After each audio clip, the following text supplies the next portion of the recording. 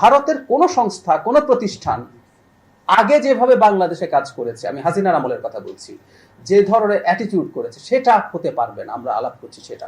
আর রয়ের যিনি এসছেন, প্রধান এসছেন, এটা নিয়ে প্রচুর স্পেকুলেশন দেখছি। তিনি চায়না থেকে ঢাকায় এসছেন। সো এটা তার এক ধরনের সফর এবং আমাদের যে কাউন্টার পার্ট আছে তার সাথে বসবেন। এটা নিয়ে মনে হয় না সরকার যদি মনে করে সেই সফরের পর সেখানে কোনো একটা স্টেটমেন্ট সরকারের দিক থেকে হয়তো দেওয়া হবে, কিন্তু এটা নিয়ে স্পেকুলেশনের কিছু নেই। মানে অনেকে এমন ভাবে করছেন যে গোপন, মানে সবাই সব জানেন, পত্রিকায় সব চলে আসলো, কিন্তু এরকম কথা লিখছেন।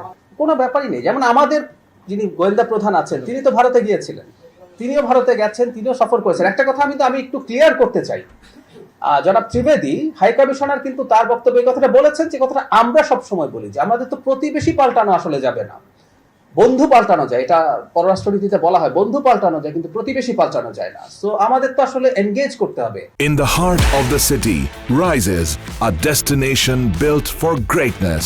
International Convention City, Bosundhara. Life takes a new course. আমাদের নতুন করে আমাদের সম্পর্ক আমি বারবার রিয়ালাইনমেন্টের কথা বলছি, কারণ আগে যেভাবে ভারত বাংলাদেশের সাথে সম্পর্ক তৈরি করতে চেয়েছে, to some party or to some person, specifically একজন মানুষের প্রতি তিনি সম্পর্ক করতে চেয়েছেন, সেটা না হয় জনগণের সাথে হতে হবে। এবং ভারতের অন্তত বক্তব্যে আমরা এই আলাপটা এখন দেখছি, তারা জনগণের সাথে সম্পর্কের কথা বলছেন। সুতরাং সেটা ভারতের গোয়েন্দা সংস্থা, আমাদের গোয়েন্দা সংস্থা, তাদের যেসব কাউন্টার পার্ট যারা আছে তাদের মধ্যে এনগেজমেন্ট, তাদের মধ্যে কথাবার্তা, এগুলো তো হতে হবে।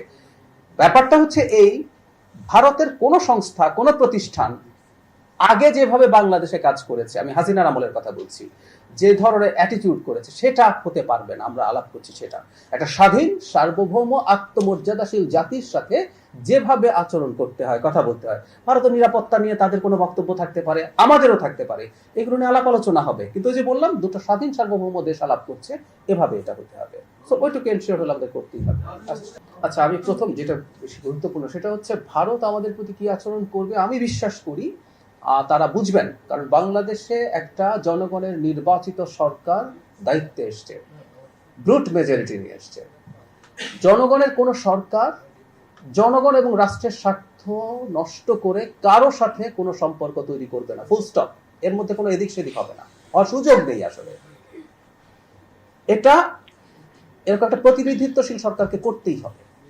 সুতরাং আমি মনে করি ভারত না, শুধু ইন জেনারেল এনি কান্ট্রি যার সাথে আমরা বিভিন্ন কারণে এনগেজমেন্টে যাব, আমাদের অর্থনৈতিক কারণ আছে, আমাদের সিকিউরিটির কারণ আছে, নানান কারণে যাব আমরা, তারা এই ব্যাপারটা আসলে মাথায় নেবেন। এই জন্য আমি আশা প্রকাশ করি ভারত এই বাস্তবতাটা বুঝবেন। কারণ অন্তত তাদের পরদিন যে স্টেটমেন্টটা তাদের পররাষ্ট্র মন্ত্রণালয় থেকে দেয়া হয়েছে, এটাও খানিকটা এন্ডোর্সমেন্ট তো আছেই, যে তার বক্তব্যের সাথে তারা একমত নন নির্বাচিত সরকারের প্রতি যা যা বলা হয়েছে।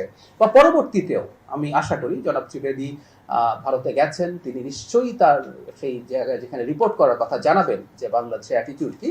এবং এত বড় একটা দেশ, তাদের যথেষ্ট ক্যাপাবিলিটি আছে, তাদের যথেষ্ট গুরুত্বপূর্ণ ইন্টেলেকচুয়াল মানুষ আছেন, তাদের বিভিন্ন পর্যায়ে সেই মানুষজন আছেন, তারা নিশ্চয়ই বাস্তবতা বুঝবেন বলে আমি বিশ্বাস করি যে বাংলাদেশের সাথে সম্পর্ক এবং এনগেজমেন্ট নতুনভাবে ইন আ সেন্স এই গত 17 বছরে যেভাবে হয়েছে তার বাইরে থেকে করতে হবে। আমি আশাবাদী।